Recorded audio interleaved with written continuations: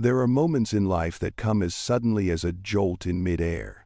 Not loud, not dramatic, but enough to make one's heart skip a beat. Imagine, you board a plane with a ticket that you paid thousands of dollars for. You just want to sit still, read a book, or simply breathe after a long day. But then in front of dozens of strange eyes, a flight attendant comes up, points at you and says slowly, word by word, "You don't belong here. Go back." No need to scream. That alone is enough to freeze the entire compartment. And you wonder, if I were the one being singled out in the crowd, being looked down upon for my appearance, what would I do? Would I be calm enough to maintain my dignity? Before we get into this tumultuous story about a black man, a CEO, and a first-class seat that changed an airline, let's take a second. If you feel these stories of dignity, courage, and truth are worth spreading, please like, share, and subscribe to the channel. We are about to start this flight together. Have you ever noticed that some days seem normal, but just a small moment is enough to change the direction of your life? That day at Denver International Airport, the sky was as clear as any other day in Colorado. The distant mountains were covered in a thin layer of snow. The afternoon light reflected off the glass of the terminal, reflecting long streaks like memory streaks, stretching from the past to the present. On Global Skies Flight GS708, a black man walked into the first-class cabin with a worn leather bag. No one knew his name. No one knew who he was. In fact, he didn't want to be known. His name is Elijah Carter, a man who doesn't like to attract attention, doesn't like to show off, doesn't like to talk about his achievements. His lifestyle is very American, but it's the old American way, practical, quiet, self-sufficient, and he keeps his dignity like he keeps his breath. Elijah stepped into the cabin, set his bag down on seat 1C, and leaned back. No rush, no swagger. He put on his reading glasses and flipped to the first page of a novel he had brought with him from Atlanta. Only, he didn't know that this flight wouldn't let him read a single sentence. A short moment, but enough to change the whole afternoon. A few passengers, mostly business travelers, were starting to notice, not because Elijah had done anything wrong, but because he wasn't like the usual people they saw in this cabin. No suit, no diamond watch, no luxury suitcase. Just a black man in a plain gray coat and patent leather shoes. Elijah was used to this. The feeling of being watched. The feeling of people judging you before they even know your name. He took a deep breath, a habit he had when he wanted to calm down. Footsteps sounded from the back of the cabin. A small, blonde, stern-faced flight attendant approached the front row. It was Melissa Harlow, who would set in motion a chain of events that no passenger on this flight would ever forget. Melissa glanced at Elijah. It wasn't a look of service-minded concern. It was a look that seemed to be assessing, classifying, and then judging. She gave a thin smile, but it didn't reach her eyes. "Sir, I need to see your boarding pass." Elijah looked up. Not upset, not confused, just a little amused by how familiar the sight was. He gave the ticket. Melissa stared for a moment longer than necessary. "You must have the wrong seat. This is first class." "I know," Elijah replied, his voice low and soft. "I was in my seat." The cabin fell silent. A man in seat 2D whispered to his wife, "Doesn't he look like the type of person who bought full fare first class?" His wife did not reply. But her frown was enough. Elijah heard, but he didn't react. He'd heard things like this all his life. Melissa lowered the name tag close to the ticket, then spoke clearly. "Sir, I'll need you to stand up so we can verify. This seat isn't available for economy upgrades." Elijah put the book down. He looked into her eyes. Not angry, not harsh, just a sad, very sad look. "Are you saying I'm sitting in the wrong seat because I don't look like someone who can buy this ticket?" The question rang out slow and calm enough to make some people shiver. Melissa hesitated for a second, then tightened her voice. "No, I'm talking about the rules." But Elijah heard what lay beneath the words. He always hears. He took another breath. It was the same rhythm he kept whenever he saw the past. The years of his youth being stopped in stores, followed in supermarkets, asked to explain why you are here return. Melissa continued, I'm going to have to ask you to come down to the back deck. We don't want to cause trouble, do we? The surrounding seats became even more silent. Elijah smiled, a smile as light as the wind. Are you sure you want to continue this? Sure, Melissa replied, arms crossed, as if she were the one in charge of this cabin. The sound of the air conditioner blowing evenly, the sound of the back door closing, everything became thick. Then Elijah dropped his hand and pulled his phone out of his jacket pocket. He typed a short message, just 4 words. Skyfall, Gate 18, now. Then he put the phone down on his lap as calm as ever. In just a few minutes the entire flight would learn how wrong they had been to think that Elijah Carter was someone who could be pushed to the back.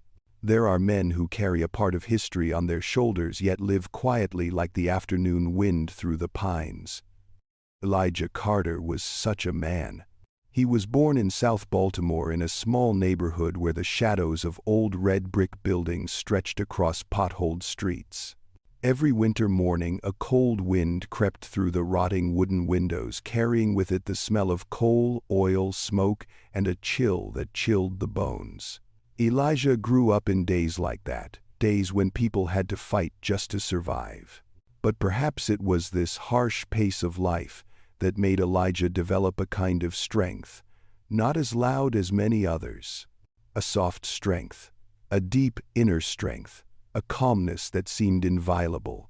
From a young age, Elijah had grown accustomed to judgmental looks, not from one person, but from many. At the grocery store, at basketball practice, even in high school, the kind of look that says, this kid is going nowhere. That's all there is to being black. Want to sit at our table. He heard it all, saw it all, and felt it all. Once, when Elijah was 12, he was asked to leave an electronics store for going in without buying anything. He was just waiting for his father to come in from the parking lot. His father, Daniel Carter Sr., then placed his hand on Elijah's shoulder and said something that Elijah carried with him for most of his life. You don't need to prove your worth to people who don't look deep enough. From then on, Elijah learned to be calm, like his father, like the men who had stood tall in the storm. Years later, when he became CEO of Global Skies, the airline he devoted nearly 3 decades to, people called him the Quiet Eagle, not because he was silent in a way that made him endure, but because he observed before he acted. He spoke little, but when he did, the whole room fell silent. He doesn't like to run for media. He doesn't like to flaunt his assets. He doesn't wear a $3,000 suit to show people he's successful. He just wanted to do his job. But being black in America, even a CEO, doesn't mean you're immune to judgment. Elijah has always known that. And he doesn't hold grudges. He just accepts that such days still exist. Late last month, before the incident on GS 708, Elijah received an email from customer service. A middle-aged woman of color said she was asked by a flight attendant to prove she belonged in business class in front of dozens of people.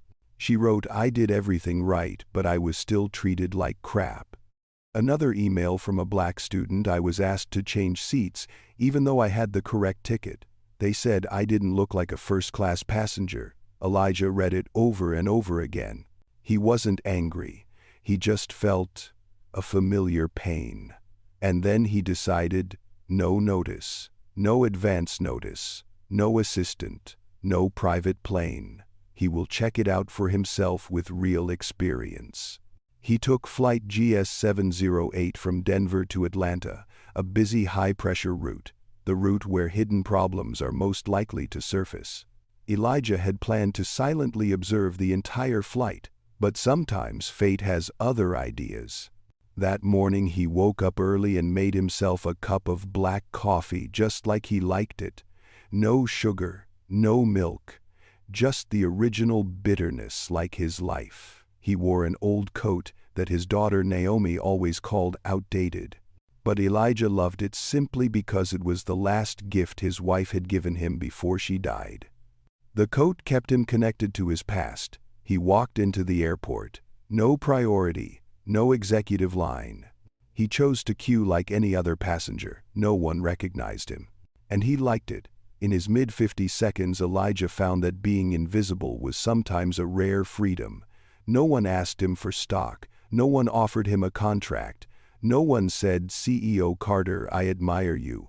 There was only silence and the sound of footsteps on the cool tile floor. But when he checked in for his full-fare first-class ticket, the counter clerk was a little stunned, not because she knew who he was. It was just, she didn't expect it.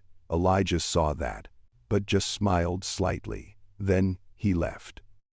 As the plane boarded, Elijah stepped into the first-class cabin. Everything seemed normal, until Melissa Harlow's eyes fell on him. That look, he had seen it many times.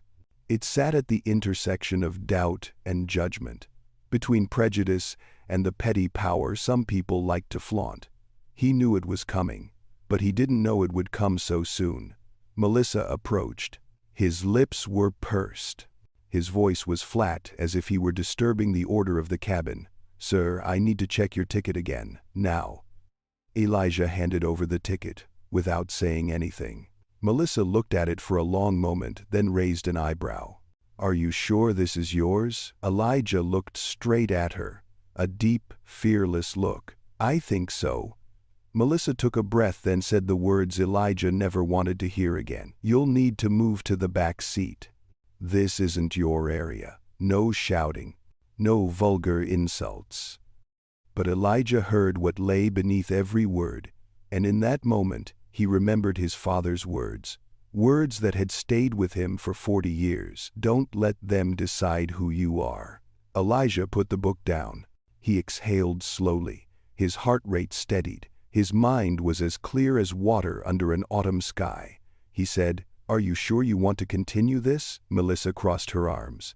"I follow the rules." The air dropped, then tensed, then dropped again like the opening bars of a sad song. Elijah pulled out his phone. He texted 4 words: "Skyfall, Gate 18, now." When he put the phone down, his eyes were slightly closed. Not because he was tired, but because he knew a big wind was coming. And this time he didn't run away. He faced it. Sometimes great things don't start with thunder, but with tiny vibrations small enough that people think they're imagining things. But Elijah Carter wasn't wrong. He'd lived long enough to know when the air around him had changed. When he stepped into the first-class cabin of GS 708, the first thing he heard was not the soft sound of the engines, like the gentle wind whirring on the runway, but silence. A thick silence, as if some people had seen something out of place. He didn't look at them. Elijah never responded immediately to the gaze of others. His father had taught him great men do not need a look to prove their worth. But he sensed it clearly. A middle-aged woman sitting in seat 2A squinted at him. A young businessman adjusted his navy tie, glancing Elijah up and down. A young man with headphones on but yanking one side of his ear to hear what was going on. Elijah knew this atmosphere well. He called it the shallow moment, when the whole room silently waited for someone else to speak for them. Then Elijah put his bag down on seat 1C, slowly, as if he were experiencing a normal afternoon. But his heart was not normal. He remembered the night before when Naomi called him on FaceTime before his flight. "You didn't get enough sleep again, did you?" the girl asked, busy preparing dinner while looking at her father through the screen. Elijah laughed. "Naomi, I just want to wake up early. I wake up early every day. What do you wake up early for? You schedule yourself with things that no one else makes you do." Elijah was silent.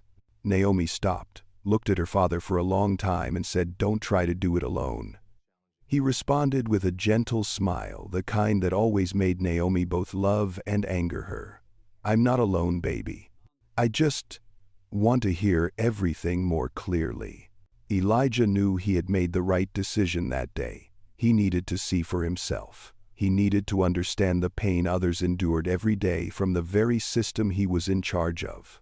Back in first class, Elijah sat down, pulled up his seatbelt, and opened the book he had brought with him. It was an old work, the pages yellowed, the edges slightly bent from repeated reading. Between the World and Me. A book he always carries with him whenever he wants to remind himself of the path he has taken. The pages of the book trembled slightly with his breathing. But before he could read a line, a voice rang out from the hallway. "Excuse me, sir." Elijah looked up. It was Ava Lopez, the young flight attendant with bright eyes and a voice as light as the early summer breeze. "We'll close the hatch in a few minutes. If you need water, I can bring it." Elijah smiled slightly. "Thanks." "Not yet?" Ava nodded and walked away. Unlike Melissa, Ava didn't look at Elijah with suspicion, but he sensed a hint of worry in her eyes, as if she knew there was more to it. Inside the cabin, the sound of a seat reclining echoed. An elderly man opened his laptop, not forgetting to glance at Elijah one more time. A woman whispered, "Did he really buy a first-class ticket?" And the husband replied, "It looks unbelievable." Elijah heard clearly, but his expression did not change. He was used to being judged by his appearance. And the irony was, the more successful he became, the more often he encountered this situation. Footsteps sounded. Melissa Harlow appeared, holding the manifest in her hand, as if it were the last piece of evidence she needed. She didn't look at Elijah as she did the other passengers. She didn't smile. She wasn't polite. Only eyes sharp as thin blade. "Sir, I need to see your boarding pass." Elijah didn't startle, didn't flinch, just looked up gently, closing the book. He handed the ticket to Melissa. She took it, but instead of examining it as usual, she examined each line, each letter for a long time. She frowned. "Are you sure this is your ticket?" Elijah nodded slowly. "Yes." Melissa glanced at him once more, as if trying to find a reason why this would make sense in her worldview. Then she lowered her voice, but loud enough for a few people to hear. "This is first class. If you're in the wrong seat, I'll have to deal with it." A man in the back row looked up and nodded, as if Melissa was saying what everyone was thinking. Ava in the distance stopped. She looked at Melissa, then at Elijah. The worry in her eyes was more evident. Elijah placed his hand on his thigh, squeezing it gently. Not out of anger, but because he could feel a memory from the past rising to the surface. As a child, a teacher once asked him to sit in the back row, even though there was no such rule in the class. He asked why, and the teacher simply replied, "Because you'll feel more comfortable there." The insult doesn't come from the volume. It comes from the calmness of the speaker. And today on the GS 708, that feeling is back. Melissa continued, "I need you to stand up. We have to verify. Please cooperate." Elijah did not move. He sat still, his eyes dark but his voice still gentle. "You believe I don't belong here?" "For what reason?" Melissa didn't reply. Her face was locked. There was a long silence. Some people breathed softly. Some turned away, pretending not to be watching. But everyone heard clearly. Elijah put the ticket down on the table, looked straight at Melissa for the first time firmly. "You want me to leave this seat just because you don't believe someone like me can sit here?" No one said anything. Even the air conditioning seemed to slow down. Ava walked over, her voice trembling slightly. "Melissa, let me check the system again." Melissa waved her hand. "No need. I know for sure this chair isn't his." Elijah inhaled slowly. He felt the air vibrate like a string pulled too tight. But he remained calm. He always remained calm when everything around him was spinning out of control. Because he understood, the one who stays calm in adversity is the one who holds true power. Ava looked at her tablet, hesitant. "Elijah Carter, first class, full fare, executive level clearance." Melissa turned around. "No way, the system is broken." Ava was confused. "But I triple-checked." "I trust my experience," Melissa said through gritted teeth. "Not an automated system." The cabin fell into another silence, a longer silence, a deeper silence. Elijah understood this was no longer a professional misunderstanding. This was judgment. pure and unadulterated. He put his hand in his pocket and touched his phone. He knew what was coming. And in that moment, he made a decision. Not for me, but for everyone who has ever sat in the right seat but been told they don't belong there. He opened his phone and typed 4 familiar words: Skyfall, Gate 18, now. Then he put the phone down. Close your eyes gently. In just a few minutes, Melissa's world, and this cabin's, would change. There are times on an airplane when the air is so heavy that it feels sharp to the touch. And the moment Elijah Carter sent the signal, Skyfall, Gate 18, now, was such a moment. No sound, no movement. But that kind of silence, anyone who has experienced it knows, is a sign of a storm brewing. Elijah put the phone down. He leaned back in his chair and looked out the window. Atlanta was almost 1200 miles from Denver, but today was the longest flight he had ever experienced. Melissa stood there, arms crossed, as if waiting for him to respond. But Elijah only looked out where a baggage cart passed by on the tarmac, leaving a thin trail of dust behind it. It was a mundane sight, but it helped him regain the composure he'd learned to maintain all his life. Melissa was annoyed by his calmness. She spoke a little louder, as if to assert her authority. I have not agreed to let you stay, Mr. Carter. Ava Lopez walked over and gently pulled Melissa's hand. Melissa, why don't we wait for the supervisor to come and take a look? Maybe? No need, Melissa interrupted, her voice sharp as a knife on metal. You're young, Ava. You don't know how to operate this cabin. I can handle it. Ava looked at Elijah for a second, her eyes apologetic. In the cabin, passengers began to whisper. He must have bought the wrong ticket. No, I saw the young flight attendant say the seat was correct. But looking at it, it was obvious that no one was sitting here. Elijah heard it all, but he didn't react. In his life, he learned 3 important things. 1, the loudest person is not the one who is right. 2, the calmest person is the one who is observing everything. 3, when the smallest things expose prejudice, that is, when the truth is most clearly present. And today he needed the truth, not to punish anyone, but to fix a system that had begun to rot in places no one could see. About a minute later, the phone in Elijah's pocket vibrated. He didn't pick it up. He didn't need to. He knew his signal had reached the right person. Meanwhile, at the back of the cabin, the plane door suddenly opened again. Something that rarely happens when boarding is almost complete. The steady, rapid thump of boots echoed from the jet bridge. Ava turned first. Her eyes widened. She recognized who was coming. The person who entered was not the supervisor, but it was Raymond Hale, Vice President of Operations, one of the most powerful figures at Global Skies.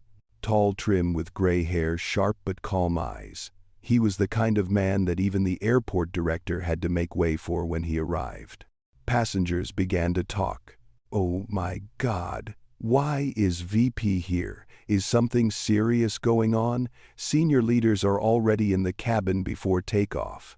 Melissa took a step back, confused. She hadn't expected this. No one had.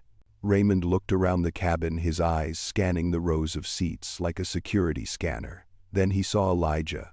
He took a deep breath, as if everything he feared had come true. Mr. Carter. Raymond spoke, his voice filled with respect and concern. Melissa blinked. Carter. You know him? Raymond turned to look at her. A look any employee would understand. Stop talking immediately. He stepped before Elijah and spoke in a low but clear voice. Sir, I received Skyfall signal. Are you okay? Ava stood nearby watching the scene, and her heart skipped a beat. The passengers around were stunned. What is this Skyfall? Sounds like an emergency code. Who is he? That VP has to come all the way to ask, or is he a very important guest? A man suddenly exclaimed, I think I saw him in Forbes magazine last month. Elijah put down the book and looked straight at Raymond. I'm fine. But I don't think this cabin is. A sentence as light as a breath, but makes the whole space fluctuate. Raymond understood immediately. Better than anyone here. He nodded, his voice low. "I need to talk to you alone." And then, with the whole crew, Melissa paled. She took a step back. For a few seconds the cabin fell into another silence, no longer curious, but fearful, and waiting. Elijah stood. He didn't look authoritative. He didn't look like someone about to reprimand anyone. He was just a calm man walking down the aisle with an air of presence that made people look at him. The front kitchen door opened. Raymond invited Elijah inside to talk. As the door closed, the remaining cabin, Melissa, Ava, and dozens of passengers were immersed in surprise. A woman in seat 2 turned to her husband, her voice soft but trembling. I think he's a very important person." Ava was silent. She knew better. Last night when she was preparing her flight documents, she had seen a name marked in dark blue, the kind of card reserved for only the highest-ranking executives at Global Skies. She hadn't been sure, but now there was no doubt. In the kitchen, the yellow light fell on Elijah's clasped hands. Raymond stood opposite, his face full of worry. "You don't need to explain anything, Raymond." Elijah spoke first. Raymond sighed. "Sir, I am sorry. I am truly sorry for what happened." Elijah shook his head. "I don't want an apology. I want the truth." Raymond was silent. Elijah continued. "Over the past 6 months, I have received numerous reports of passengers being treated disrespectfully. I have read them all. I think it is just an isolated incident." He looked Raymond straight in the eyes. "But today, I saw it with my own eyes." Raymond bowed his head. "Sir, I will have the entire flight crew investigated." "I don't need an investigation to punish," Elijah said slowly. "I need to understand what is wrong with our culture."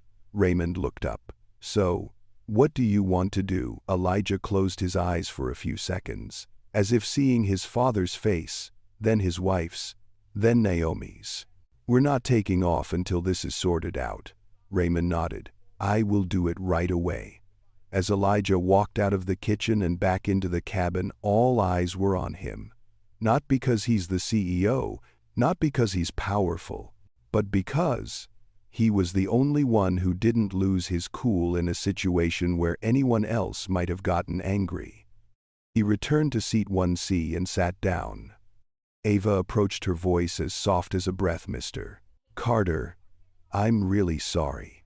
I didn't know she would." Elijah put his hands on the chair, looking at her with gentle but sad eyes. "It's okay, Ava. You did the right thing by checking. Sometimes, it's just a little action that shows who has a conscience." Ava bit her lip, her eyes glistening, but no tears fell. Melissa stood at the front of the cabin, her hands shaking slightly. She didn't dare look at Elijah. She didn't dare look at the passengers.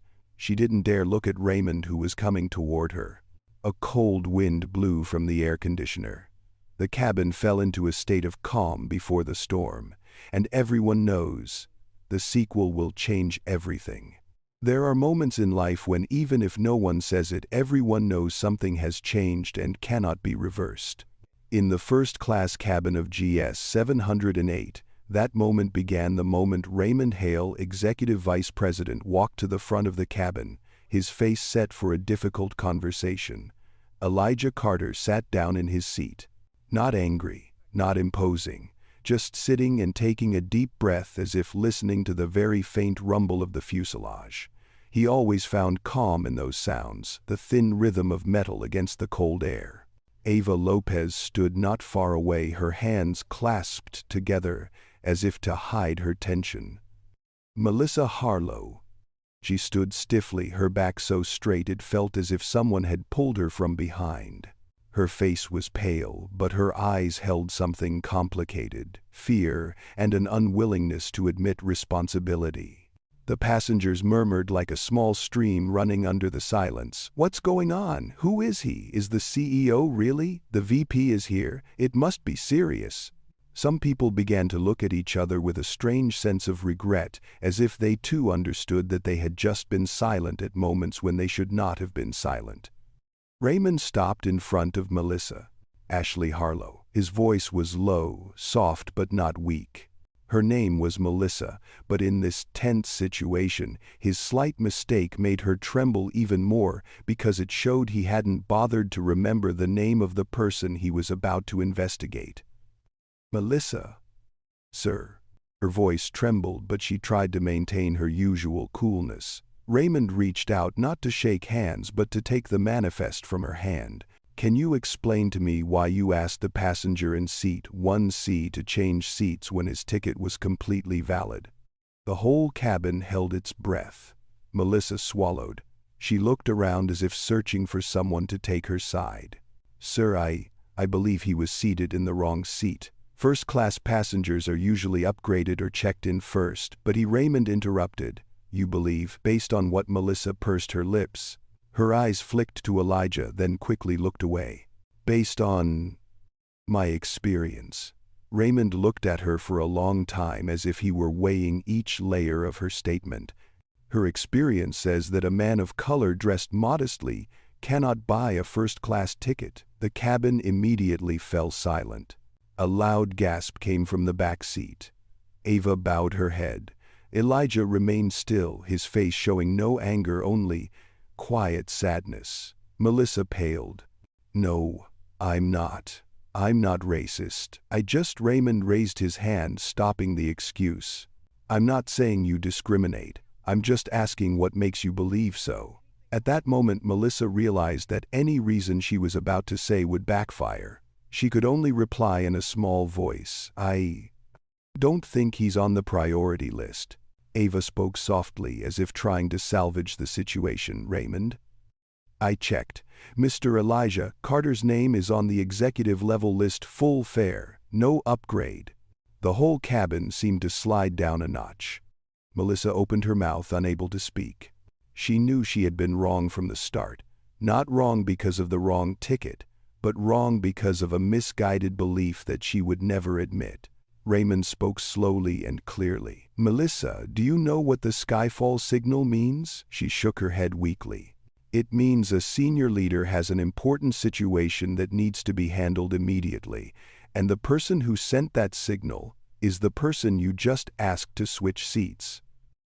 Melissa's heart dropped to the floor. A passenger exclaimed, "Oh my God." The man in seat 2D, the one who had said Elijah didn't look like a first-class person, quickly looked down.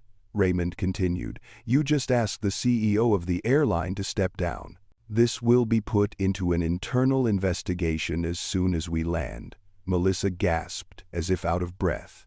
But Elijah suddenly spoke, his voice low and soft. "I don't want anyone to be humiliated in front of the cabin, Raymond." The whole cabin turned to look at him. Elijah continued slowly, "I'm not here to punish anyone.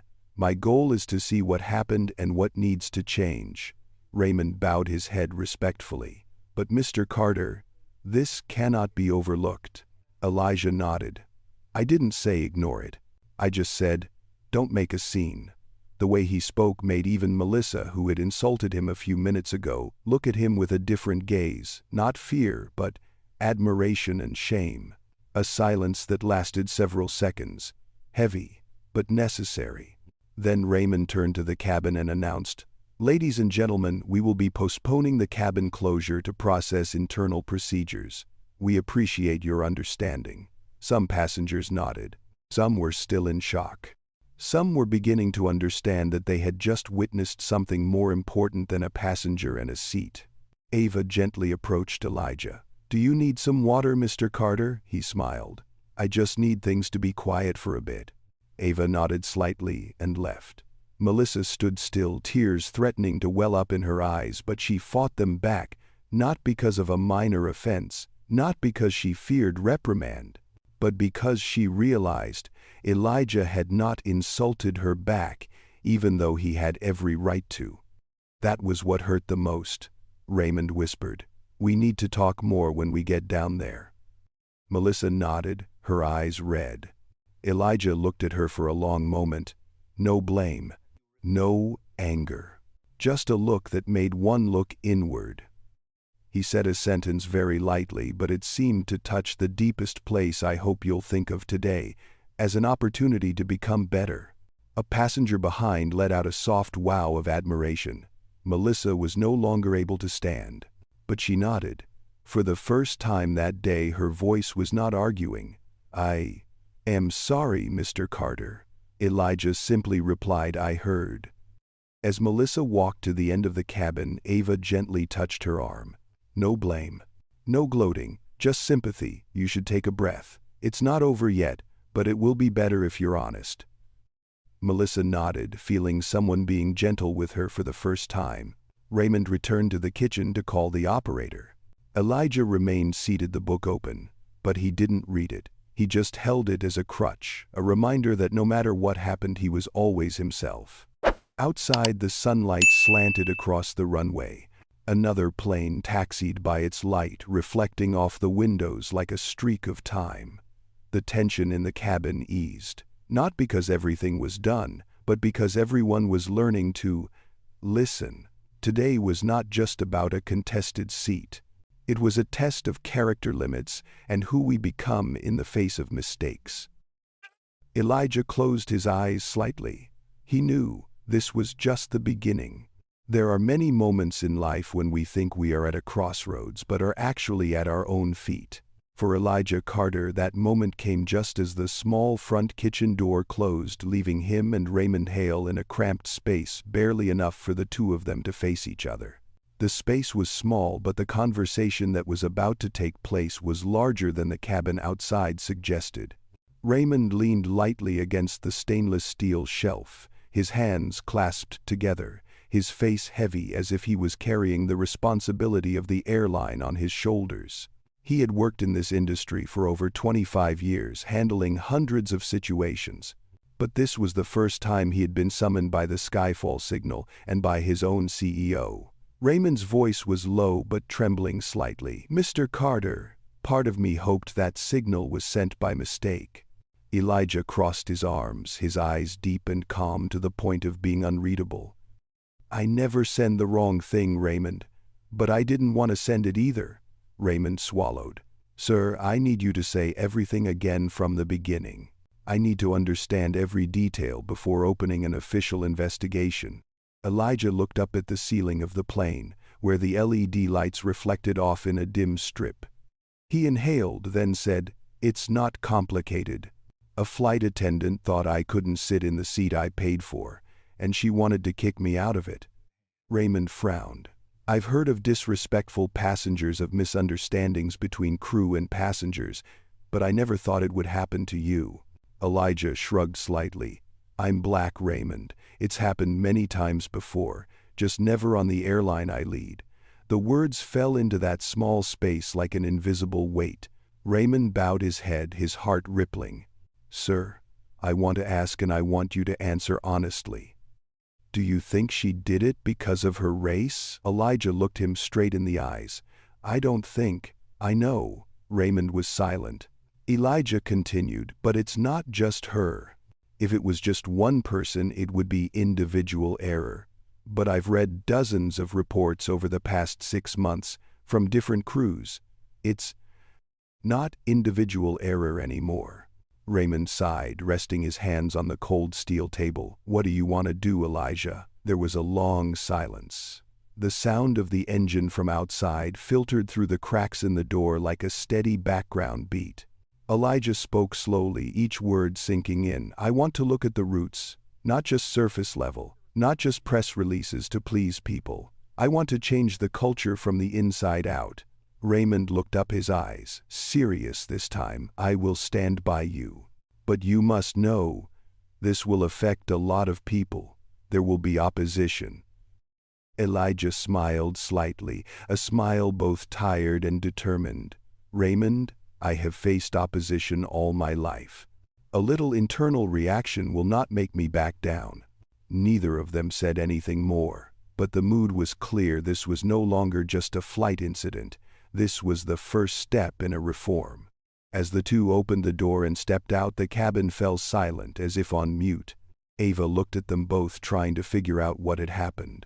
Elijah walked back to his seat. Raymond moved to a position near the cabin door and signaled to an airport employee waiting in the jet bridge. Some passengers whispered, "Gosh, Maybe the flight really is cancelled.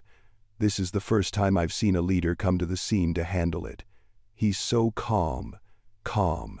That's the word many people are using to describe Elijah. But deep down, Elijah was far from at peace.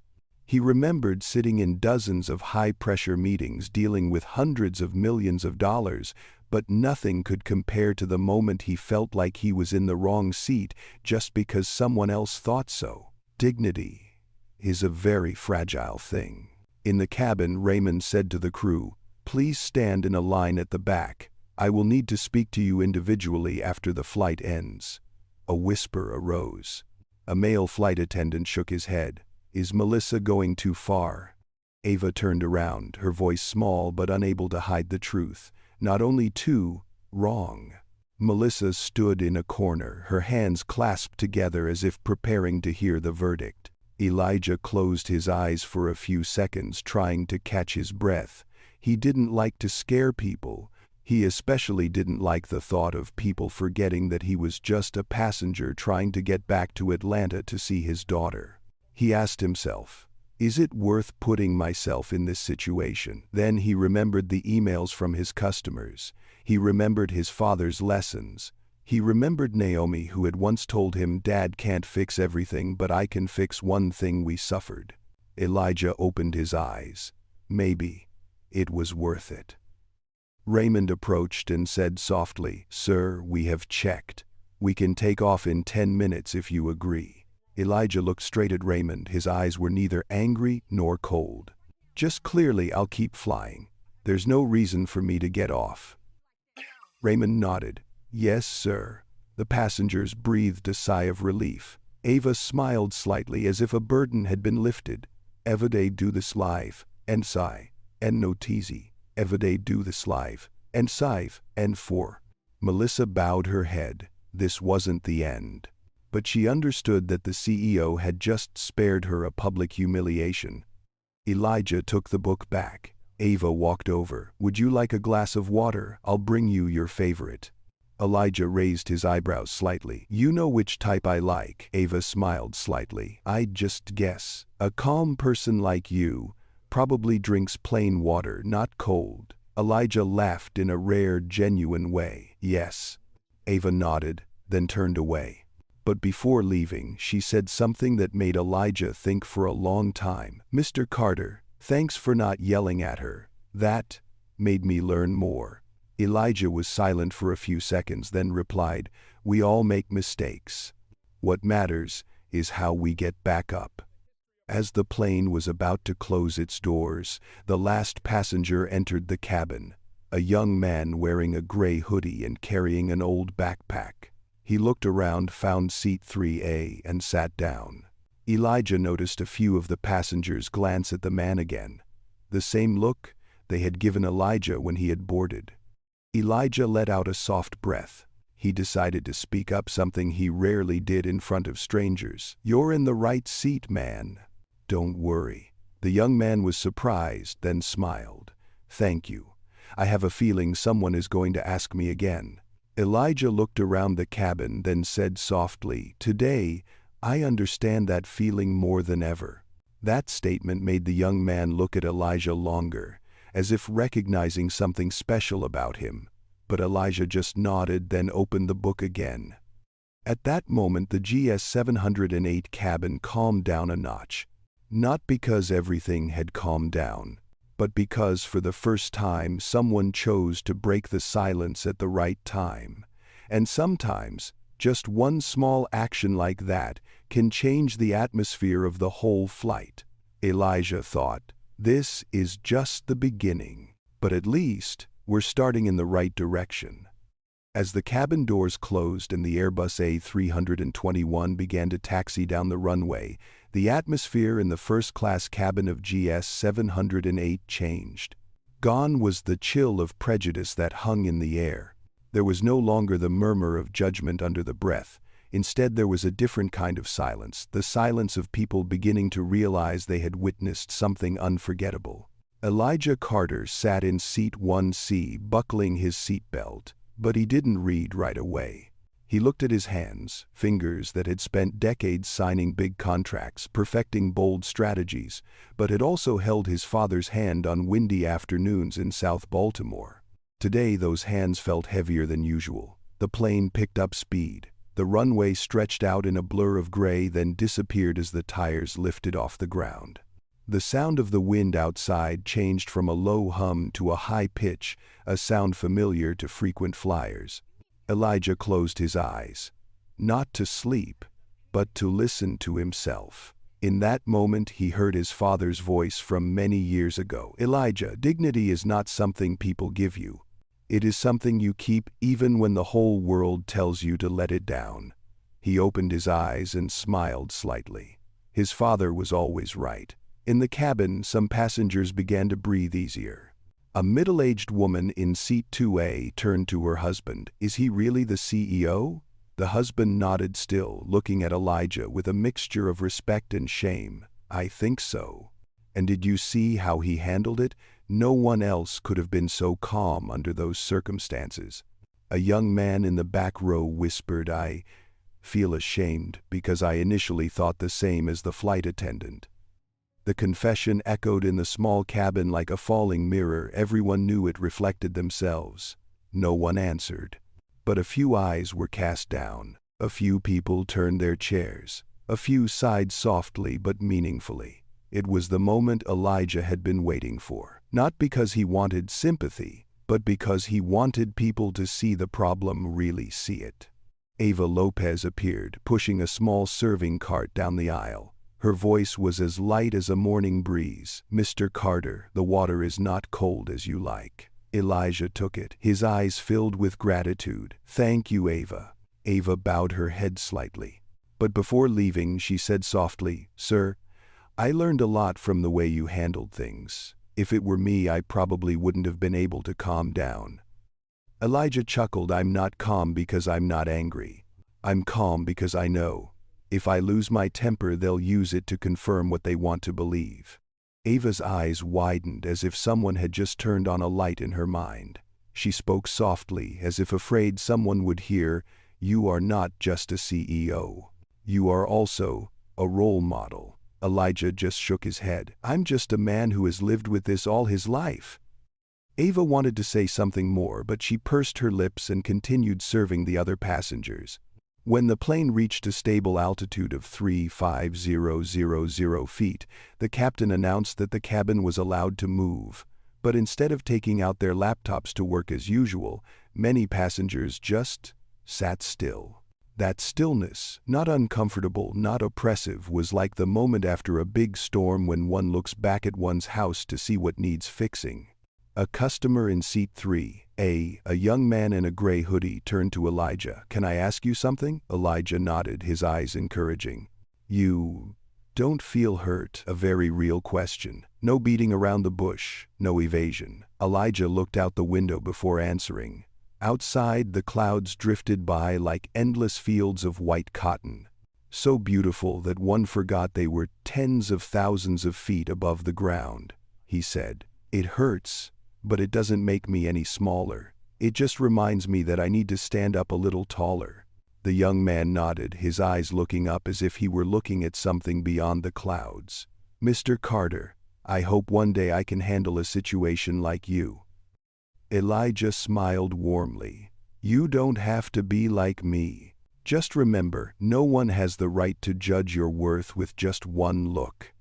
The boy looked down at his hands, and Elijah knew those words had touched some pain he still carried. On the opposite side, Raymond Hale walked out of the kitchen after talking to headquarters. His face was still stern, but the worry had been replaced by clear determination. He approached Elijah. Sir, I have briefed the chairman of the board. Elijah emphasized, I hope no one is going to release a press release. Raymond shook his head. No one dares without your consent. Elijah breathed a sigh of relief.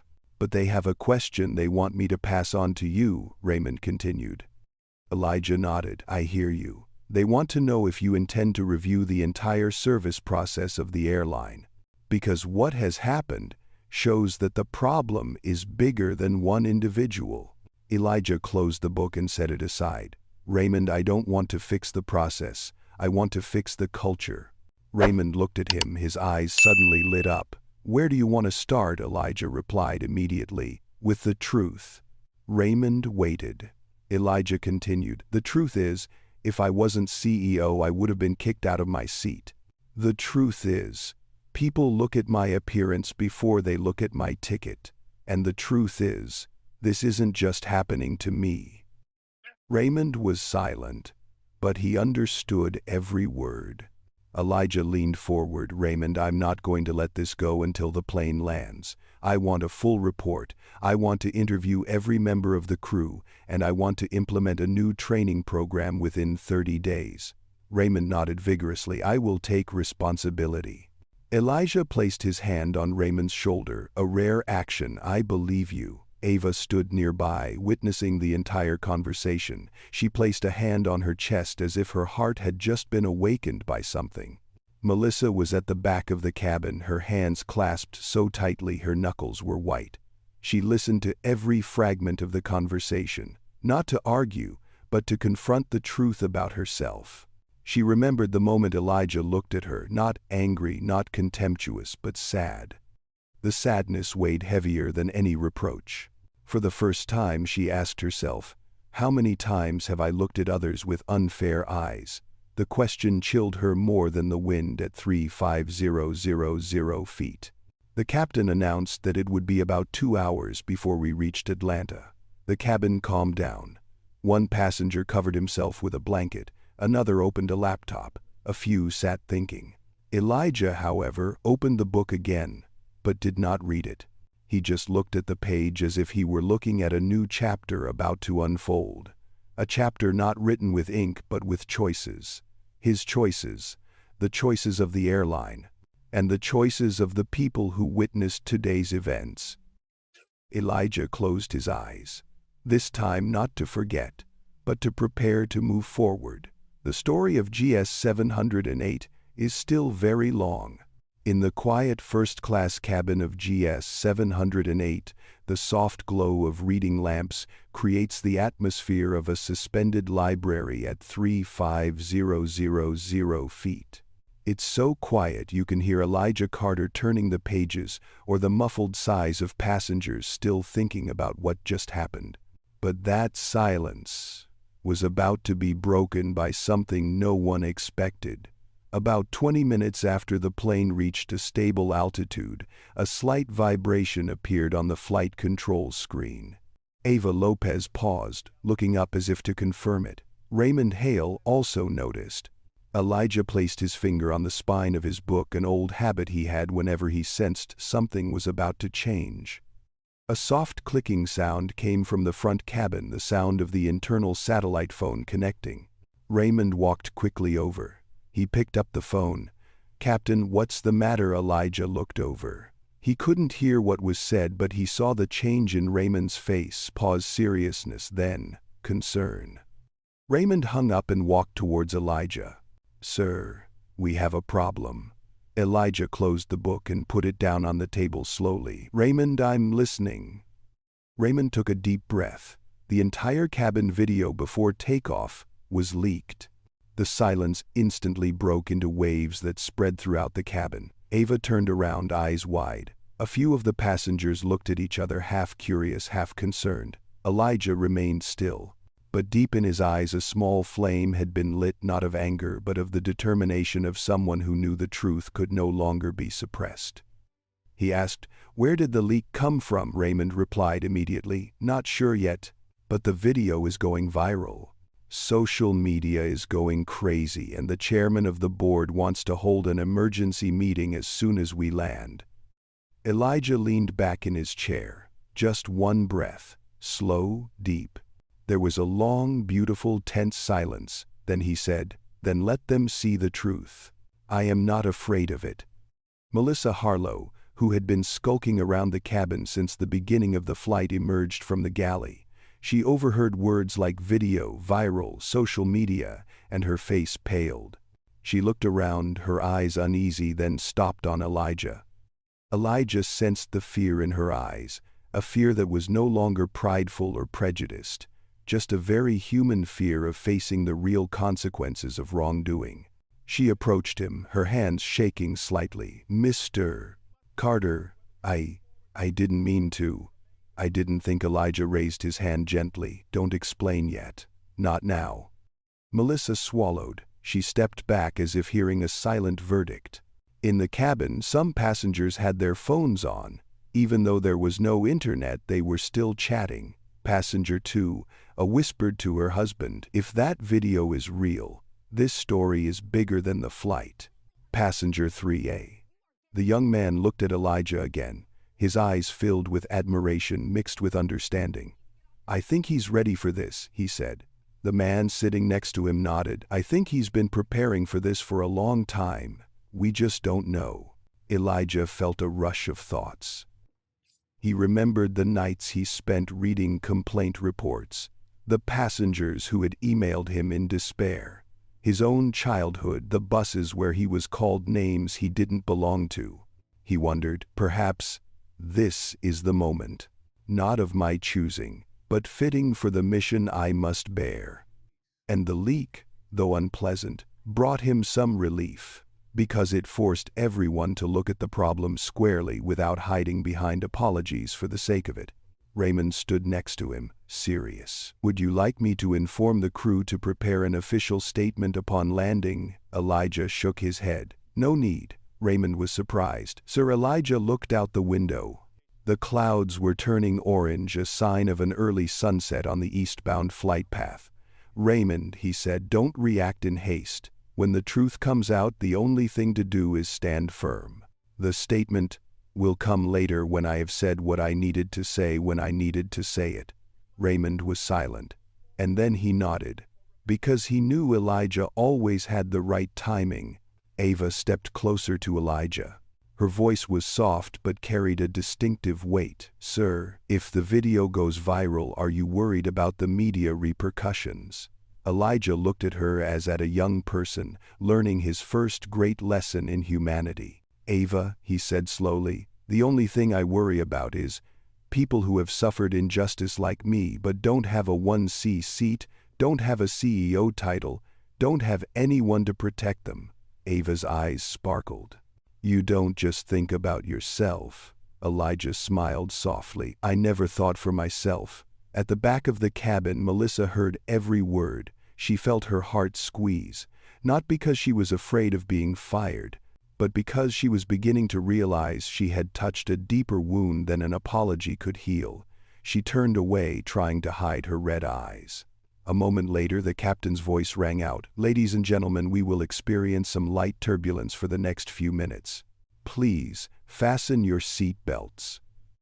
The plane shook slightly, as if the sky could sense the rising tension. The turbulence wasn't strong, but enough to plunge the cabin into absolute silence. Elijah placed his hands on the arms of the chair. The vibration reminded him of how life felt when it was shaking, but he kept his composure. An elderly woman in the back row worried, "I hate this feeling." Elijah tilted his head back, his voice low and soft. "It's okay, ma'am. This is just a minor disturbance. We'll get through it." The woman exhaled as if his reassurance carried more weight than the captain's. The disturbance passed. The sky was calm again. But inside, everyone knew nothing was calm anymore. Raymond received another message from headquarters. He read it, then turned back to Elijah. "Sir." The clip reached 3 million views within 15 minutes. A passenger heard and blurted out, "Oh my God." Ava put a hand to her mouth. Melissa almost dropped the towel she was holding. Elijah just closed his eyes for a beat. No panic, no surprise, no amusement, just acceptance. He opened his eyes and said something that made Raymond freeze. 3 million people are seeing the truth. That means 3 million people are ready to listen to what I have to say.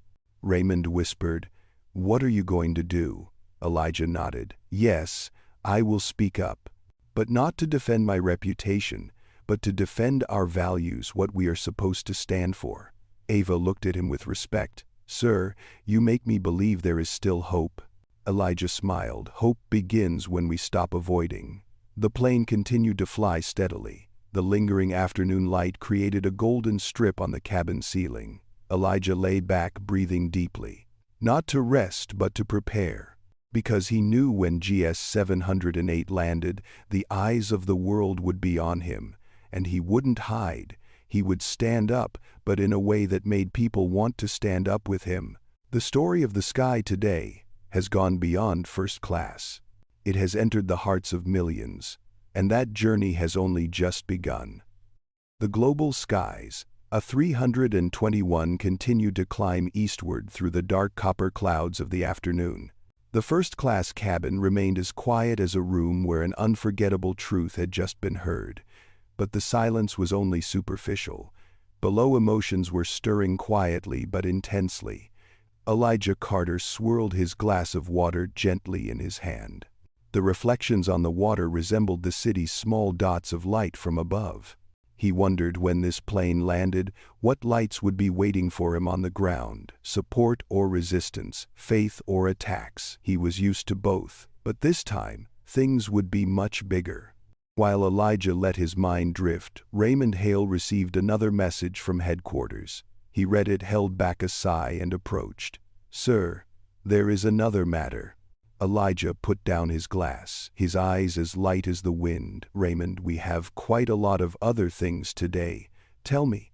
Raymond lowered his voice. "There is a small group of large shareholders who are demanding an emergency meeting when he lands. They are concerned that the brand image will be affected too strongly." Elijah wasn't surprised. He just looked straight at Raymond, his voice so calm that it made the other person take a half step back. "And they think this is my fault." Raymond swallowed. "They said if he hadn't disguised himself, hadn't hidden his location, it wouldn't have happened." Ava stood nearby, overhearing her fists clenched. She almost said something, but Elijah shook his head slightly, a meaningful shake. He said, "Tell them, black people don't need to disguise themselves to sit in seats they've paid for." Raymond's face relaxed, not with relief but with respect. "Yes, sir, I will pass it on." Elijah raised his eyebrows slightly. "But Raymond, maybe they need to hear it from me." In the back row, the young man in seat 3A was trying to connect to Wi-Fi to see if the video had really gone viral. When the screen showed an error, he sighed. "There's no internet. But I feel like the world out there is in chaos." The middle-aged man next to him replied, "I think it's not chaos, it's awakening." Those two words, "wake up," made several other passengers turn around. Ava stood nearby listening, feeling a new belief rising in her heart. The air, though quiet, was filled with things no one wanted to say. A woman wearing glasses in seat 2A spoke first. "I used to think discrimination wasn't as serious as the media said, until I saw it happening right in front of me." Another added, "We have been silent for too long." Melissa Harlow, who had been listening to the entire conversation, felt her heart sink. She felt every word as if it were aimed at a wound she had inflicted on herself. She took a deep breath and stepped closer to Elijah. He looked up, not away, not disdainful. "Melissa," said, her voice trembling but sincere, "Mr. Carter, I'm sorry. I'm really sorry. Not because of the leaked video, but because I was wrong, very wrong." Elijah looked deep into her eyes. "What are you sorry for, Melissa?" she choked. "Because I looked at you like you didn't belong here. Just because you didn't look like the passengers I was used to serving. I was wrong. Completely wrong." Elijah let the silence linger for a moment, not to embarrass her but to let her feel the weight of his words. Then he replied, his voice low and deep, "Thanks for the truth. But sorry isn't the end, Melissa. It's just the beginning." She bowed her head, tears falling softly. Ava stood behind her, placing a gentle hand on her shoulder, not to accuse her, but to remind her that this lesson could be life-changing. About 20 minutes later, the captain called Raymond into the cockpit to discuss some urgent information. When Raymond returned to the cabin, his face was no longer just worried, it was wary. "Sir, there is new information." Elijah nodded. "I guess so. Go ahead," Raymond whispered. "Not only the cabin video, but also the image of him standing opposite Melissa before takeoff has been spread." Some news channels have made it into CEO's reaction to racist flight attendant. They are pushing the story in a confrontational direction. Ava immediately responded, but Mr. Carter didn't fight, he just stood there. Raymond sighed. News doesn't need a whole lot to go viral, Ava. They just need a few seconds of footage and a shocking headline. Elijah's expression remained unchanged. Raymond, he said, there is never just one version of a story, but the truth will prevail if you stick with it long enough. Raymond nodded. People are divided. One side praises him as a symbol of calm. The other side says he is overreacting. Elijah placed his hand on his chest and said, "The problem is not that I overdo it, it's that they overdo it because they have never had to face what I went through." Ava clenched her fists, as if those words had opened another door in her heart. Meanwhile, an elderly passenger in row 4, an African-American man in his 72nd, stood up and approached Elijah. Elijah Carter. He nodded, slightly surprised. Yes. The old man reached out and took Elijah's hand, squeezing it gently. I've lived long enough to know people like us always have to prove we deserve our seats. Today you're not just saving your seat, but for generations to come. Elijah felt a lump in his throat, an emotion he rarely let show. The old man looked deep into his eyes. Thank you, Elijah. Thank you for standing where many choose to bow. Elijah placed his hand on the back of his hand. Thank you for clearing the way for me. The moment brought silence to the cabin, not because it was sad, but because it was so beautiful. A moment later, the captain's voice came over the intercom. We have received a weather report. The landing may be bumpy due to strong winds near the ground. Please fasten your seatbelts. Raymond looked at Elijah. Sir, when we hit the ground, things will be very noisy. Elijah breathed a sigh of relief. It's always calm before a media storm. Ava asked softly, Are you scared? Elijah thought for a moment, then replied with the deepest honesty, I am afraid. But courage is not the absence of fear. Courage is knowing what is scary and going forward anyway. Ava smiled a smile, as warm as a lantern in the night. In the back, Melissa Harlow leaned against the cabin wall, her hand clutching her chest as if to keep her heart from falling out. She had just received a text message from HR: prepare to work immediately after landing.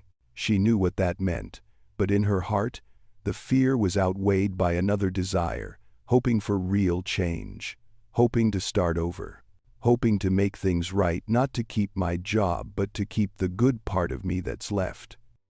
The cabin fell silent again, a deep silence, like the stillness of water before it reflects the sunlight. Elijah leaned his head back in the chair, closing his eyes for a moment. In that silence he heard one thing very clearly. This war was no longer his own. It had transcended his personal pain. It had become the story of millions of people waiting for someone to speak for them. And today the blue sky chose him. The seatbelt sign came on, a pale yellow light illuminating the faces still lost in thought. The A321 began to descend, shaking slightly like the sigh of the sky after a long day.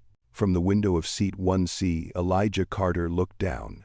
The clouds were breaking, revealing tiny houses like scattered puzzle pieces. The city of Atlanta was spreading out below, but for Elijah it was no longer just a destination. It was the stage of truth, the place where he would step down and face millions of eyes, supportive, skeptical, critical, or grateful. He placed his hands on his knees, slow, steady, no shaking. But deep in his chest, his heart was pounding heavily. Raymond Hale returned to the seat next to Elijah after his discussion with the captain. The tension on his face was unmistakable. Sir, he said softly, they just announced. A large press crowd is gathering around the gate. The entire corridor is blocked. The number of reporters is growing by the minute. Elijah didn't look at Raymond. He kept looking out the window as if talking to the sky. And what do they want? He asked. Raymond took a deep breath. They want him to speak right at the airport. Some news channels even set up a live stream area. Ava approached from behind, her voice worried. Sir, if you go out there, they will surround you. Elijah turned his head, looking at the two people with a strangely calm gaze. The world doesn't wait for you to be ready. It comes to you when it wants to. And when it comes, all you have to do is stand up. Raymond nodded, but Ava still couldn't hide her anxiety.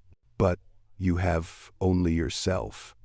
And they, Elijah smiled slightly, a smile that seemed to calm Ava's emotions. I'm never alone, Ava. The captain's voice came over the intercom. We are about to approach runway 27R. There is a strong ground wind. All passengers are requested to return to their seats. The cabin rocked slightly. A few people held onto the handrails. The young man in seat 3 whispered, "Here comes the most important part." The old African-American man in row 4 clasped his hands together as if praying to something greater than himself. Melissa, who had caused the first storm on the flight, couldn't lift her head. She stared at her hands, her palms cold and clammy. In her head echoed the terrifying question, do I have a future in this job? But immediately another question chimes in, and am I worth it? It was the first time in her many years as a flight attendant that she had honestly asked herself that question. The plane shook violently as it hit the ground. The sound of the landing gear hitting the runway resounded loudly in the cabin, strong, decisive, like a full stop, but also a beginning. The Airbus slowed down the fuselage, tilted slightly to the left. Everyone held their breath. Then the plane rolled gently onto the runway toward the gate. Elijah closed his eyes for a moment, not out of fear, but to gather all the calm he had, for the moment ahead. The moment he knew it wouldn't be easy. When the plane came to a stop, Raymond received a radio call from the ground crew. He turned to Elijah. "Sir, the media is crowding outside the glass doors. They are waiting to see you appear." Ava asked. "Did they say they would let you go your own way?" Raymond shook his head. "They tried, but the reporters blocked off the back area. You can go through the VIP, but they know you're on this flight. If you avoid them, they'll say you hid." Elijah stood up slowly. No rush, no strain. He adjusted his shirt collar and smoothed his sleeves like someone preparing for an important meeting, not a media storm. He said, "I'm not hiding." When the cabin lights came on, the passengers began to stand. But strangely, no one left. They stood there looking at Elijah. A woman in 2A said, "Sir, whatever happens out there, thank you for showing us what is right without shouting." A bearded man said, "If they embarrass you, we will speak up." A younger person in the back row said, "Mr. Carter, today I learned something I never thought possible in my entire life." Elijah looked at each person. In that moment he felt like this small cabin was where he belonged, not because of seat 1C, but because of the changed hearts. He spoke slowly and clearly, "Thank you, everyone. But this lesson is not to protect me. It is to protect anyone who has ever been told they don't belong where they are." The cabin fell into an emotional silence. Ava looked at him, her lips trembling slightly with absolute respect. As the cabin door opened, cold air rushed in from the duct. Raymond walked ahead, looking out the glass duct. Dozens of people with microphones, cameras, and phones raised high, crowded close to the railing. "Mr. Carter, do you have any comments? Do you think you were racially discriminated against? How do you rate your own employees? Will you resign to take responsibility? Will you sue?" The calls came like a flood. Ava stood behind Elijah, her hands clenched so tight her knuckles turned white. Raymond was so worried that his forehead was covered in sweat. But in that moment that seemed the most tense. Elijah stepped out with a straight posture, his eyes not avoiding. No anger, no panic, no argument. Just a man who understands the weight of truth and is willing to carry it on his shoulders. But before he could say anything, something unexpected happened. The old African-American man from row 4 stepped behind Elijah and placed his hand on his shoulder. A few other passengers followed, then another, and another. They stood behind Elijah, forming a long line like a silent but powerful human wall. A reporter shouted, "Who are those people behind you?" Elijah turned to look at them, faces plain but determined.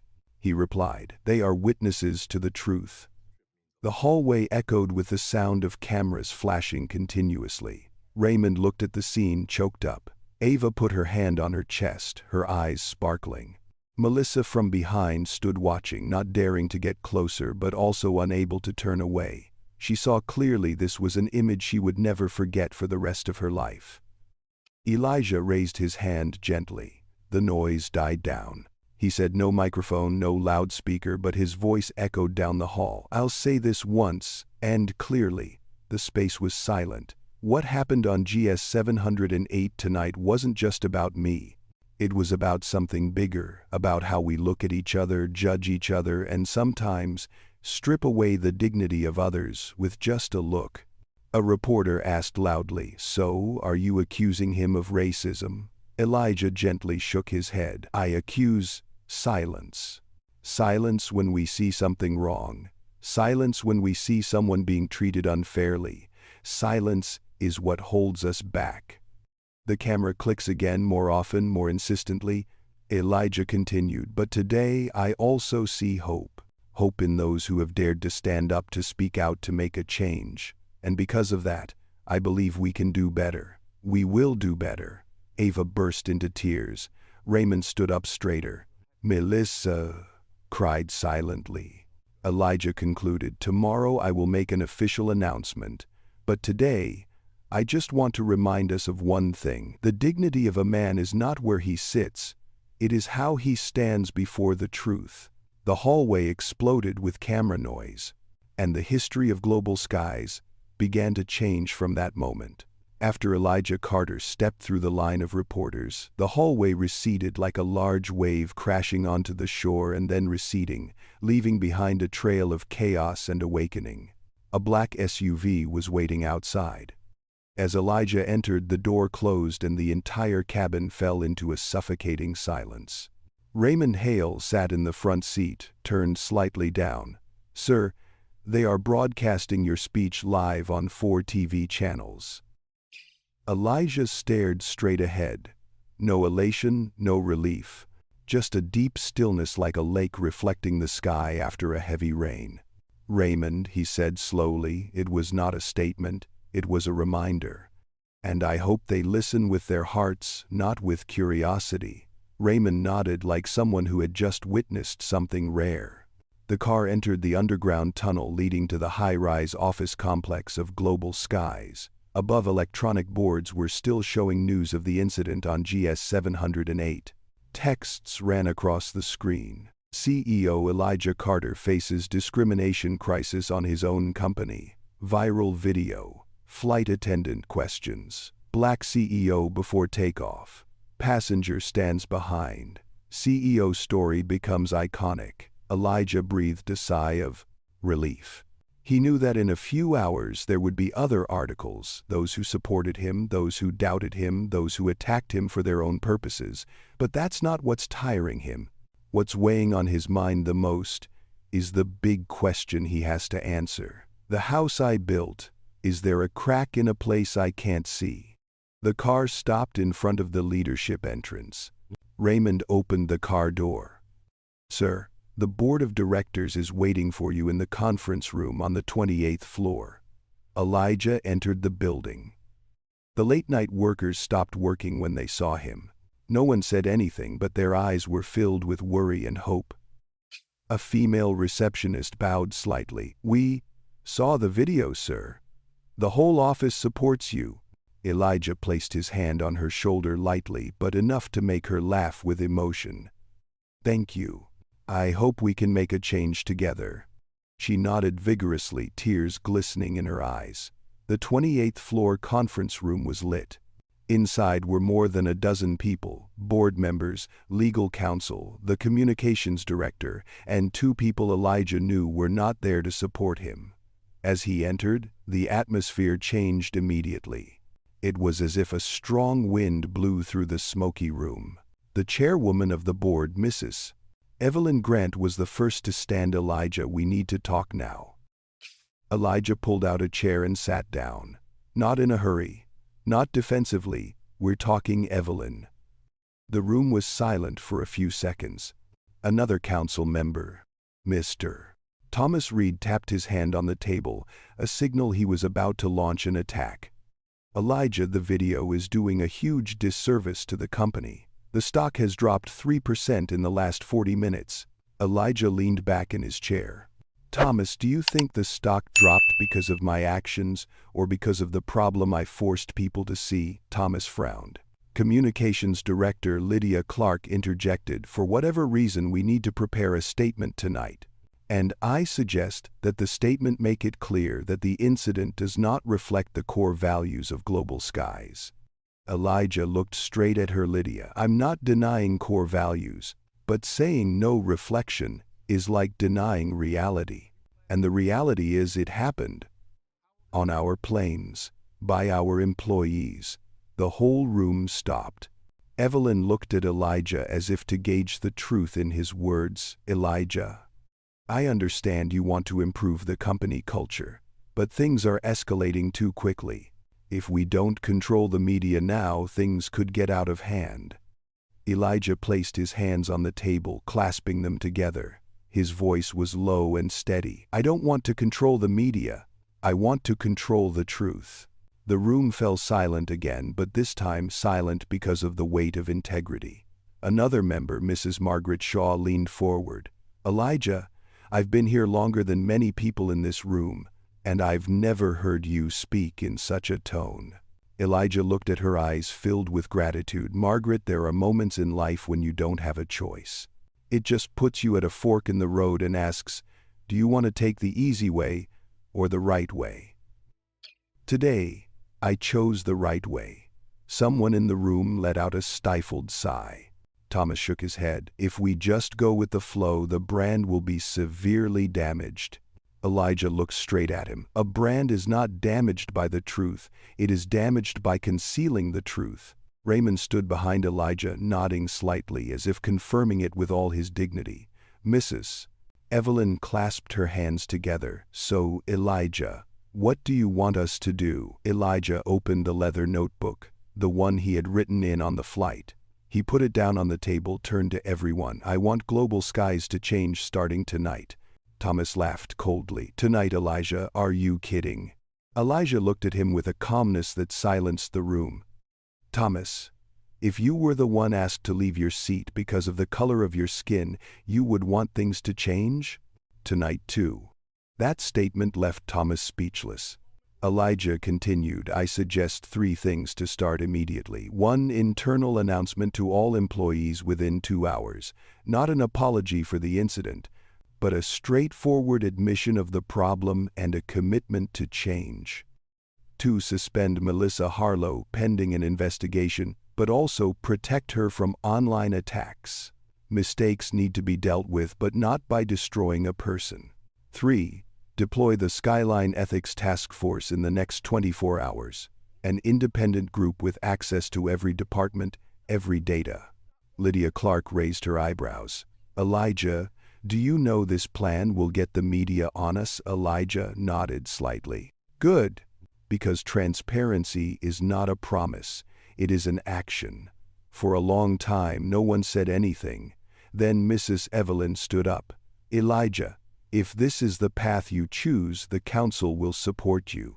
But you must be sure you have the strength to see it through to the end. Elijah looked into her eyes, the eyes of a leader, but still with a heart that wanted what was right. I'm not going alone. Raymond took a deep breath. Ava. Even though she wasn't in the room, it felt like those words were meant for her. The meeting ended. People left the room one by one, their faces filled with thoughts. Only Elijah remained, and the large room with warm yellow light shining on the polished tabletop. He looked out the window. Atlanta stretched out in the darkness, its streets winding like the veins of a body pumping with life. He placed his hand on the table. Lightly, steady, a whisper just loud enough for him to hear. Tomorrow won't be easy, but tomorrow we will begin to heal. The Atlanta night was like a dark velvet blanket covering the city. Inside the glass tower of Global Skies, the lights were still on the 28th floor, where big decisions were being made. And on the other side of the city, in a quiet apartment overlooking Piedmont Park, Elijah Carter finally sat down on his familiar sofa. He untied his tie. A long, slow, heavy sigh, but not despairing. Almost a release, as if he had carried the whole day on his shoulders that was both sky and earth. His phone vibrated slightly. The caller name appeared: Olivia Carter. Elijah closed his eyes before pressing listen. "Dad." The voice on the other end of the line was trembling slightly but full of love. "I just saw everything. Are you okay?" Elijah leaned back in his chair, his voice a little hoarse. "I'm fine, Olivia. It's just been a long day," Olivia said softly, as if afraid to touch the wound. "Dad didn't deserve that." Elijah smiled, tired but warm. "My dear, sometimes life doesn't ask if it's worth it. It asks, what will you do when it happens?" I answered, the way I believe is right. There was a loving silence. Then Olivia said, "I'm proud of you, Dad." Just 4 words, but enough to make Elijah feel his shoulders lighten. While Elijah talked to his daughter in another part of town, Ava Lopez sat alone in the small room she rented near the airport. The dim light illuminated the uniform she had hung carefully behind the door. She played the video again, not the argument, but Elijah stepping forward to face the media. His voice was clear, deep, unwavering. "The dignity of a man is not in where he sits, it is in how he stands before the truth." Ava put her hand to her mouth, choking with emotion. She remembered that moment on the plane when Elijah sat in 1C, calmly looking at everyone with eyes that weren't angry, just understanding and hurt. She whispered, "He taught me lessons that were not in any training." Then she took out her notebook and wrote, "Tomorrow I will stand up for what is right, no matter how hard it is." Meanwhile, Melissa Harlow sat alone in her small studio. Her uniform, still smelling of the cabin, lay on her chair. She hadn't touched it since getting off the plane. In her hand was an email from HR: "Please be present at 9:00 tomorrow morning for investigation." She read it over and over again. Not because she didn't understand, but because she was afraid of understanding it too well. She put her hand to her forehead. Tears welled up uncontrollably. She wasn't crying because she was afraid of losing her job, but because today, for the first time in her career, she realized how many people she had hurt, not with words but with careless looks. And that pain, the pain of realizing the truth about herself, is what breaks her. She whispered through tears, "I'm sorry, Mr. Carter. Not because of the video, but because I looked at you with my little eyes." As soon as she finished speaking, her phone vibrated. Message from Ava: "If you need someone to go with you tomorrow, I'll come." Melissa hugged the phone to her chest, sobbing, but this time it was the kind of crying that comes from waking up. Back in Elijah's apartment, he was making a cup of peppermint tea, the only drink that had helped him calm down after a stressful day. The yellow light bathed the room in a warm glow, but Elijah's eyes were a much wider world filled with unanswered questions. He opened his laptop. His inbox was flooded with notifications: times, message from staff, asterisk, customer testimonials, asterisk, letters from civil rights organizations, asterisk, and the accusations that he acted to promote his brand.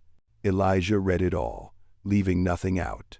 He understood a principle of leadership: when you tell the truth, the world splits in two, but you have to accept both halves. He opened a new file. The subject line, "Company-wide message, 6:00 a.m." He began to type. Every word was deliberate. Every sentence carried the breath of truth. "We don't change because we are criticized. We change because we see each other's pain. Today's incident is not an anomaly. It is a reminder of what we have overlooked. And from this moment, we begin again." Elijah read the last paragraph again. "None of us are perfect. But if we choose to stand for dignity, then Global Skies will be more than just an airline. We will be a place where anyone feels they have a seat they deserve." He saved the file. A deep breath. A tear fell next to the keyboard, not from pain but from relief. He found the words he wanted to say. About an hour later, as he was getting ready to leave, Raymond sent a text message. "Sir, there is something you need to see right away." Elijah opened the attachment. "Here's another clip taken from a passenger in row 4. But this time it wasn't Melissa yelling. It wasn't Elijah being suspected, but it was the scene of an elderly African-American man placing his hand on Elijah's shoulder in front of the media. Behind him, dozens of passengers stood up to form a wall of witnesses. The clip is titled, "We Stand Behind You." Views 4.1 million. Shares 650,000. Comments, "We need more Elijahs." Elijah placed his hand on his chest. An indescribable feeling spread through him, gratitude, pain, and hope. He whispered, "It's not me, it's us." Around 2 a.m., when the city had fallen deep into silence, Elijah stood by the window. The night sky was as calm as a lake. Yellow streetlights cast shadows on the streets that were once crowded but now had only a few cars moving. He closed his eyes. In the darkness he heard his father's voice echoing from his memory, "Elijah, you will stand tall even if the winds are against you." Elijah opened his eyes. He knew what to expect tomorrow morning: new pressure, new questions, new accusations, and expectant looks for him to lead the way. But he was not afraid. Because when one heart awakens, it creates a new dawn. And tonight, many hearts have awakened. Elijah whispered as if to himself, "Go to sleep, Elijah. Tomorrow is the day the healing begins." He turned off the lights. In the darkness, only the lights of the city remained, a reminder that even in the depths of night, hope does not sleep. The next morning, Atlanta awoke to a soft, honey-colored sun that spread across the still, dew-soaked streets. When the first light crept through Elijah Carter's apartment window, he was already wide awake. A sleepless night had not made his eyes red or his figure weary. It had made his gaze darker, deeper, as if tempered by the fire of a night of thought. He made a cup of mint tea, the warm steam rising in the quiet air of a rare morning without an early meeting.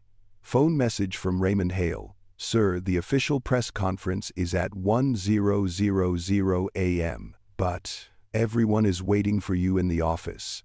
Everyone. Elijah put down his teacup. He didn't ask any more questions. He understood. Today is more than just a workday. Today is the day that Global Sky's new culture takes its first steps, not on paper but in people's hearts. He pulled on his coat, stepped out the door, and took a deep breath. The Atlanta sky was as bright and clean as a wash, and in that moment Elijah knew the right things always began on a morning like that. At Global Sky's headquarters, the 28th floor was packed with employees from across departments. No one had asked them to come. No after-hours email had summoned them. But they came because what had happened yesterday had touched something deep inside them, the desire to be part of something better. When the elevator opened and Elijah stepped in, the entire room fell silent. A silence that is not of fear, but of respect. A silence of hearts that listen without words. "Raymond stepped up, sir. They want to hear from you, not as CEO, but as the one who stood up first." Elijah looked around slowly, carefully. Worried faces, worried faces. Faces that cried one night because of being misunderstood, and faces that never understood that they had accidentally hurt someone. He took a deep breath and said, his voice low but resonant and clear, "Yesterday, I was just a passenger who was wrongly seen." The space vibrated with each beat like a sobbing drum. But how many of us have been misread like that? A hand to the mouth, a sigh, a downcast gaze. Elijah continued, "I'm not saying this to blame. I'm saying this so we all have a chance to look back." He took a few steps forward, his hands clasped together lightly. "I need you. Global Skies needs you. Not to fly high, but to fly right." A female employee broke down in tears. A white man at the back of the room nodded vigorously. Elijah said the final sentence, a sentence that was later printed by the staff on a poster hung in the break room. "None of us are perfect, but we can all choose to be better people than we were yesterday." The room erupted in applause, not explosive but unanimous and warm. The kind of applause that reaches the heart and leaves a lasting echo. After the meeting, Elijah headed straight to the press conference room. Outside the building, the media waited in a sea of cameras, flashbulbs, and raised microphones. Raymond looked at the crowd and asked, "Are you ready?"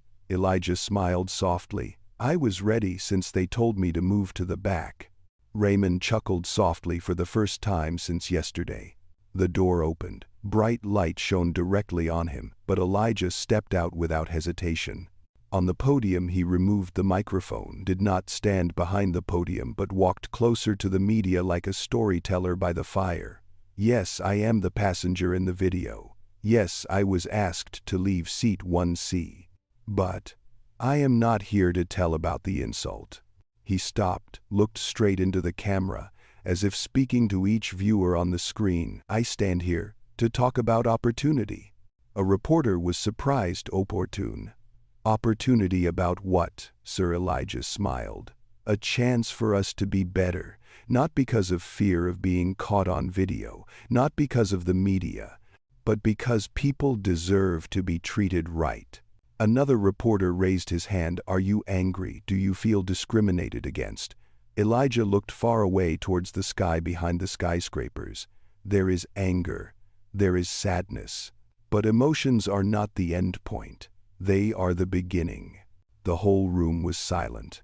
Elijah continued, his voice heavy but hopeful. "I don't want revenge. I want to make amends."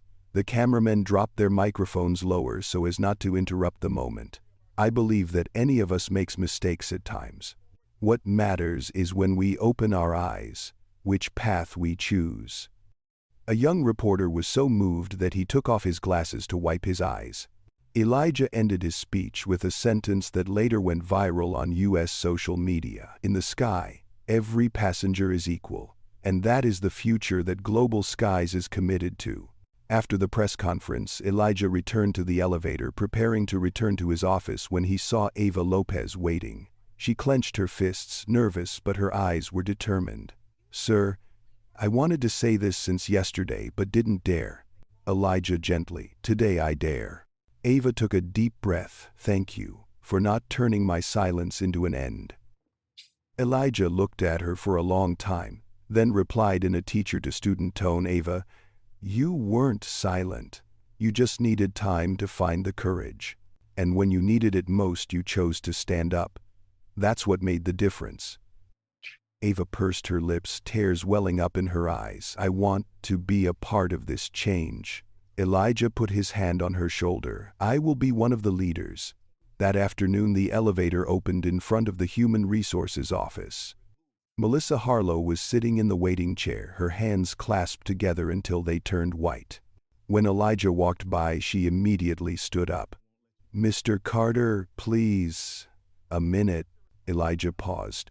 No cold expression, no show of power, just a human watching another human being fall apart. Melissa exclaimed, her voice broken, "I know I was wrong. Very wrong. I let my prejudices guide me, and I have no excuse." Elijah looked at her not with the eyes of someone offended, but with the eyes of someone who understood that people were more than their worst. "What you say today is more important than what you did yesterday." Melissa bowed her head and cried, "I'm not asking to keep my job. I'm just asking for a chance to change myself." Elijah said softly, "That opportunity belongs to you. But the path to change will not be easy. Are you ready to take it?" Melissa nodded vigorously, tears rolling down her face. "I'm ready." Elijah patted her shoulder. "So let's start today." As the sky fell to a beautiful copper sunset, Elijah left the building. The breeze carried the scent of the trees lining the street. He stood looking up at the sky, vast, peaceful, unjudgmental. He thought to himself, "Maybe I can't change the world, but if I make it a little bit better every day, that's enough." The phone vibrated. Message from Olivia: "Dad, I saw you on TV. You did a great job. What do you want for dinner? I'll cook." Elijah laughed softly. "Dad wants to eat what you cook with all your heart." "That's enough," he replied. "Dad is coming home." And then the strong, calm man walked away, not like a victorious CEO, but like a man who had found the right path in life.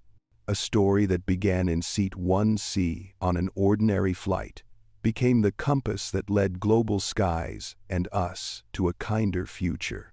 If you feel this story touches something inside you, if you believe that kindness can change the world in the quietest of ways, please like, share, and subscribe to our channel to help us spread stories of faith, hope, and healing. Thank you for coming along this journey.